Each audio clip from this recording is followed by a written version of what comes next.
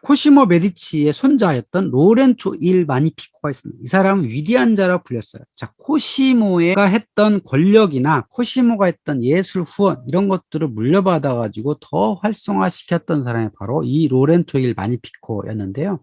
코시모의 아들은 피에로였고요. 그 피에로는 원래 통풍을 앓아가지고 오래 못 살았어요. 그래서 그 아들인 로렌초가 피렌체의 권력을 이어받게 되고, 또 로마의 명문 귀족 우르시니 가문과 결혼을 함으로써 귀족의 반열에 오를 수 있는 자격을 갖게 된 거죠.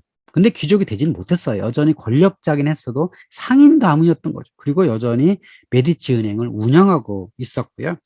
또 이 사람은 플라톤 아카데미의 마르실리노 피치노한테 배우게 되고 20살에 사실상 군주의 자리에 오릅니다. 아버지가 일찍 죽는 바람에 20살에 오르게 되었고요. 로마 교황의 침입 사건, 로마 교황이 피렌체 공격한 일이 있었는데 이때 이걸 해결해 가지고 위대한 자로 불렸고, 베로키오, 보티첼리, 다빈치, 미켈란젤로, 기를란다요 같은 예술가들을 후원해서 유명해졌습니다. 로렌초 메디치의 이미지가 뭐였냐면 바로 아우구스투스의 이미지였어요. 이미지라는 걸 보여주고 싶었죠. 그래가지고 보티첼리를 불러다가 이렇게 여러 그림들을 그렸는데 그중에서 비너스와 마르스라는 그림입니다. 자, 비너스와 마르스가 바람난 일이 있었죠. 이게 아주 유명한 연애 사건인데요. 비너스는 원래 로마의 선조죠. 마르스도 로마의 선조입니다. 그러니까 로마 제국의 후예라고 하는 것들을 이렇게 로렌초는 이제 보여주고 싶었죠. 여기에 물론 모델은 줄리아노 데 메디치, 이 로렌초의 동생이었고요. 여기 얼굴은 시모나테라고 하는 줄리아노의 애인의 모습을 가져다가 이렇게 그렸다고 하는 썰이 있습니다. 어쨌든 로렌초는 당시에 피렌체의 군주로서 아우구스투스의 후예로 자리매김하고 싶었던 거죠. 그래서 여기 산타크로체 성당 앞에 보면 굉장히 넓은 광장이 있어요. 이 피렌체에서 가장 넓은 광장인데요. 지금 이제 시장 같은 걸로 쓰이고 있는데 이곳에서 로렌초 메디치의 결혼식 기념 마상 창시합회가 열렸고, 또 로렌초나 줄리아노도 자주 이 창시합회에 참가를 했다고 하고요. 요즘에도 피렌체 축제 장소로 사용이 됩니다. 로렌초가 피렌체에 사실상 군주로 있을 때 파찌가의 음모라는 것들이 발생을 합니다. 자, 로렌초 데 메디치가 상인 가문으로서 피렌체 군주 역할을 하다 보니 이 경쟁 가문들이 심술이 날 수밖에 없죠. 그래서 파찌가와 살비아티 가문 그리고 교황 시스토 4세가 메디치의 통치에 불만을 가졌어요. 그래가지고 저 메디치를 몰아내자라는 생각에 로렌초와 줄리아노 형제를 살해 계획을 세웁니다. 그래서 이 두 형제가 주일날 미사에 참가했을 때 용병들을 고용해 가지고 이 사람들을 죽이도록 했는데, 이 페루자에 대원 용병들이 좀 겁을 먹었는지 제대로 죽이질 못하고 동생 줄리아노만 죽이고 로렌초는 도망을 갈 수 있었던 거죠. 여기 다빈치가 그린 스케치가 있는데 교수형 당하는 공모자 베르나르도 다 반디노 바론첼리, 이 바론첼리의 집안에서도 이제 공모를 해가지고 이 메디치가 형제들을 죽이려고 했던 거죠. 근데 로렌츠는 어쨌든 구사일생으로 이제 피해 갔는데, 자, 문제는 교황 식스토스 4세가 이 로렌초가 피해 갔다는 걸 알고 군대를 동원해 가지고 이 피렌체를 치게 됩니다. 이 군대를 동원하기 전에 뭘부터 했냐면 메디치 은행의 로마 지점을 폐쇄합니다. 그리고 거기에 있던 재산을 몰수하고 파문을 하죠. 파문이 굉장히 중요한 교황의 무기죠. 하지만 이제 교황의 파문권이 상당히 약해지고 있던 그런 시절이었고요. 자, 교황이 우르비노, 시에나, 루카의 병력을 동원하고 가장 병력이 많았던 나폴리의 왕을 사주를 해가지고 피렌체를 공격하는 이런 모의를 세웠던 거죠. 자, 피렌체가 지금 점령당할 절체절명의 위기에 있습니다. 그때 이 로렌초는 나폴리 왕국의 피레디난도를 찾아가서談판합니다. 근데 처음에는談판이 먹히지 않았어요. 그래서 3개월 동안 여기 앉아가지고 지속적으로 대화를 통해가지고 이 전쟁을 끝내게 됩니다. 결국은 피렌체는 교황이 사주한 군대의 공략을 받지 않을 수 있게 되었고요. 그래서 피렌체 시민은 그를 로렌초 마니피코, 영웅이라고, 이렇게 위대한 자라고 표현할 수 있게 되었던 거죠. 그것을 기념해서 보티첼리가 이런 그림을 그렸습니다. 여기 아테나가 있고요. 켄타우루스가 있습니다. 아테나가 켄타우로스의 머리를 이렇게 쥐고 있어요. 그러니까 전쟁의 신 아테나가 순결한 처녀 팔라스의 모습으로 켄타우르 머리채를 휘어잡는 그림이다. 자, 켄타우로스는 나폴리왕 페란테다. 또는 교황이다. 아테나는 삼중 다이아몬드가 새겨진, 여기 삼중 다이아몬드가 있죠? 삼중 다이아몬드가 새겨진 옷을 입고 있습니다. 여기 삼중 다이아몬드 여러 개 보이죠? 바로 이게 메디치를 상징하는 거고요. 저 뒤에 여기 보면 배가 한 척 있어요. 이 배가 피렌체에서 타고 온 로렌초의 배예요. 나폴리까지 타고 온 거죠. 타고 와서 3개월 동안 나폴리 왕과 협상을 해가지고 협상에 이겼다라고 하는 거죠. 이래가지고 피렌체를 구출한 자라고 하는 명예가 로렌초한테 씌워줄 수 있었던 겁니다. 근데 문제는 로렌초 메디치는 사업에 무능을 했어요. 자, 할아버지나 아버지는 메디치 은행을 잘 운영을 해가지고 꽤 많은 돈을 벌었고, 그걸 가지고 피렌체에 많은 예술품, 산마르코 성당 같은 것들을 지었지만, 문제는 이 로렌초 메디치는 사업 수완 능력이 전혀 없었다는 거죠. 20살 때부터 군주였기 때문에 거기에 별 관심도 없었던 거고, 잘 알지도 못했어요. 재무제표도 이해하지 못하고, 그러니까 전문 경영한테 맡겼던 거죠. 자, 문제는 이 전문 경영인들이 아까 양모 사업 여기에 몰빵을 해가지고 잉글랜드 왕한테 많은 돈을 빌려줍니다. 거기서부터 하나하나 이 메디치 은행이 망하기 시작해가지고 결국은 로렌초가 사망할 당시에는 전체 16개 은행 중 15개가 도산을 했고요. 피렌체 본점만 남아있게 되고, 나중에 이 피렌체에 프랑스 왕이 쳐들어왔을 때는 거의 본점도 파산하게 되는 이런 일들이었던 거죠. 결정적으로 피렌체 은행이 망하게 된 시점은 바로 런던 지점의 파산부터였거든요. 그것이 바로 잉글랜드 왕한테 돈을 빌려줬는데 그걸 떼이게 되면 이랬단 말이죠. 그래서 이렇게 은행도 점차 망하게 되고 돈도 줄어들고 있는 상황에 로렌초 메디치가 할 수 있는 건 여전히 문화예술 후원이었다는 거죠.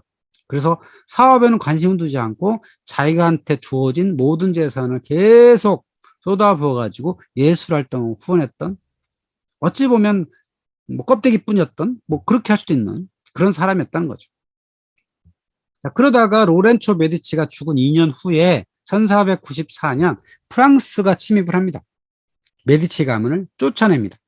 그리고 이후에 이 피렌체는 공화국으로 이제 복귀를 하게 되고요. 이때 마키아벨리라고 하는 제2등 서기관이 근무했던 그 시절의 해입니다.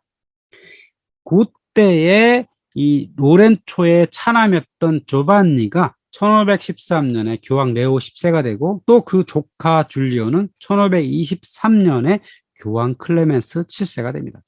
그러니까 이 두 명의 메디치 출신의 교황들도 르네상스를 후원했던 중요한 인물 중에 하나가 된 거죠.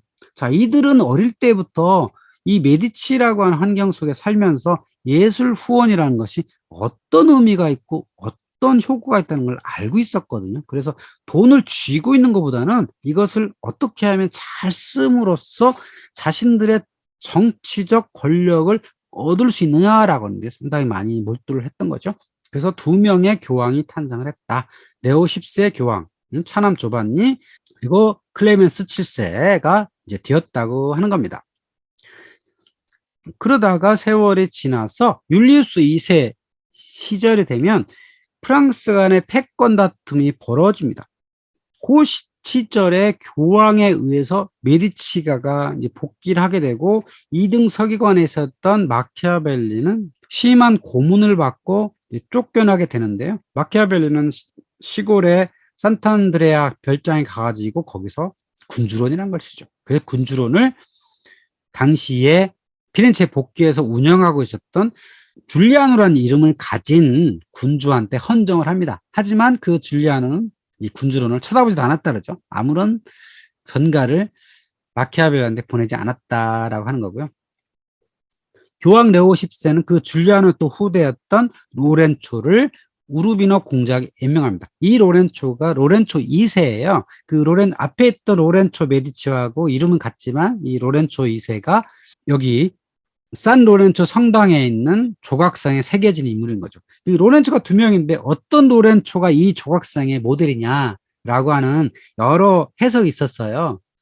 근데 여기에 조각상으로 세워줄 수 있는 건 귀족만 이렇게 새길 수 있었기 때문에, 앞에 위대한 자 로렌초는 귀족이 아니었기 때문에 이게 세울 수 있는 자격이 안 됐고, 로렌초 2세는 벌써 귀족 자리에 올랐기 때문에 여기에 이렇게 청동으로 모습이 만들어져 있는 건 로렌초 2세였다는 거죠.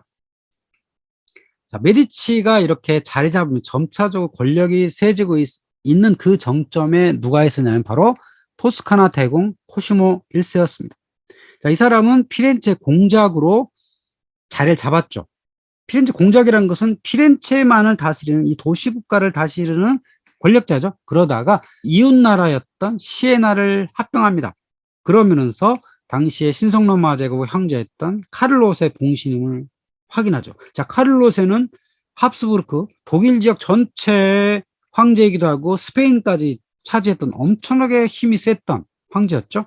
자, 그 카를로스한테 당신의 봉신이요라고 하면서 반프랑스 친황제 정책을 일관되게 추진한 거죠. 그러니까 황제는 좋다, 당신이 토스카나 대공을 해도 좋겠다라고 인정을 하게 된 거고, 당시의 교황 비오 5세도 그를 토스카나 대공으로 임명을 하게 됩니다. 그러니까 주변국 입장에서는 그를 거부할 의지도 없고 명분도 없었던 거죠. 당시에 카를로세도 프랑스 왕과 지속적으로 대결을 하고 있었거든요. 그러니까 이탈리아에 크게 신경 쓸 만한 그럴 여력이 없었던 거고, 그 기회를 찾아가지고 이 토스카나 대공 코시모 1세는 자신의 권력 기반을 탄탄하게 질 수 있었던 거고요. 그럼으로써 이 사람도 앞에 코시모처럼 예술 후원을 상당히 많이 했습니다. 그러니까 선조들 못지않은 예술 후원가로서 자리 잡을 수 있었던 거고요. 오늘날 피렌체에 가서 만날 수 있는 많은 작품도 이 코시모 1세가 후원한 것들이 많습니다.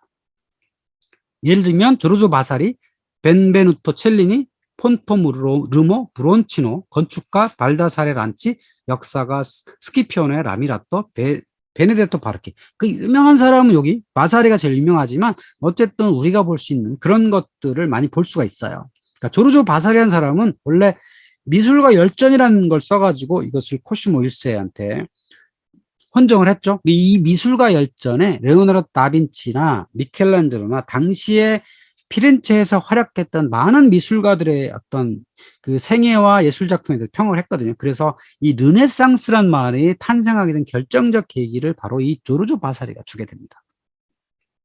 자, 코스모 1세 시절에 만들어진 것들이 이겁니다. 팔라초 베키오. 물론 그전에도 팔라초 베키오가 있었지만 수차례 개축을 거쳤어요. 그래서 최종적인 현재 모습을 만든 것은 바로 이 바사리라는 사람에 의해서 이 코시모 1세 때 만들어진 거죠. 팔라초 베키오 앞에 로찌아라는 게 있는데, 그 로찌아에 보면 그 벤베누토 첼리니가 만든 페르세우스의 모습이 있어요. 물론 이 진품은 바르젤로 미술관에 있지만 이것도 코시모 1세 후원에 의해서 만들어진 거라는 것이고요. 또 토스카나 대공이 썼던 궁전이 어디냐면 피티궁이었습니다. 본래는 팔라초 베키오가 이 피렌체 시청사였고 권력자가 거기 머물기도 했지만, 이 토스카나 대공 코시모 1세는 강 건너편에 피티궁이라고 하는 이곳을 사들여 가지고 궁전으로 썼죠.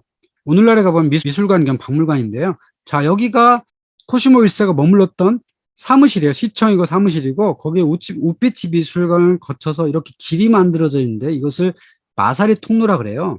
이 길이 어디까지 가냐면 피티궁까지 옵니다. 그러니까 자신의 궁전이 여기고 이 사무실이 팔라초 베키오예요. 근데 이때도 신변의 위협을 느꼈다는 거죠. 그래서 코시모 1세가 필요하면 이 바사리 통로를 통해서 언제든지 피난을 갈 수 있게 만들었다는 거죠. 그러니까 바사리라는 사람이 이렇게 만들었던 겁니다.